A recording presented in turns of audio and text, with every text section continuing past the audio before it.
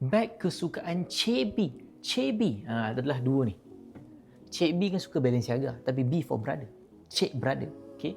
So kalau korang nak tahu, ini adalah Balenciaga phone holder.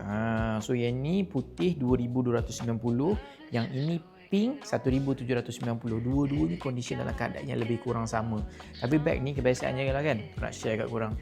Kebiasaannya wanita akan pakai beg ni macam weekend-weekend, kadang-kadang nak pergi fight event. Sekarang kan banyak kan boxing event dan sebagainya. Dia akan pakai, dia akan terus sarung macam ni. So basically korang boleh masukkan long wallet, korang boleh masukkan telefon 17 Pro Max orange 2TB korang tu. Okay, kalau korang tengok pada kondisi dia, nampak?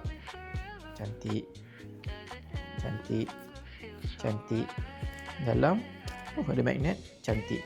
Basically bag ni dia datang sekali dengan receipt dan juga dust bag. Kalau dekat kedai tak silap saya dalam 7 ke 8 ribu juga kot, tapi kita nak lego pada harga berapa? 1790 saja. Showroom kita ada di Wangsa Maju, Kuala Lumpur. Korang boleh datang hari-hari pukul 10 pagi ke 5 petang untuk korang tengok semua beg-beg kat sini, termasuk beg ni. Itu yang pertama. Yang kedua, kalau korang nak apply for installment plan pun boleh. Kita ada installment plan up to 60 bulan. Kalau korang ambil yang ini 12 bulan pun, 1 bulan pun RM1. Kau nak beli RM1? RM1, come on bro, come on. Okay, itu yang kedua. Yang ketiga adalah beg ni cuma satu je, kecuali yang putih. So dia ada dua. Okay. Yang keempat adalah beg ni handsome. Okay. And kalau korang nak enjoykan kita punya diskaun, sebab kadang-kadang kita ada bagi diskaun 10%, 20% macam tu kan. Tapi korang boleh dapatkan diskaun tu dengan promo code kita. So korang pergi dekat profile saya. Kat profile saya tu ada bio tu tekan kat promo code.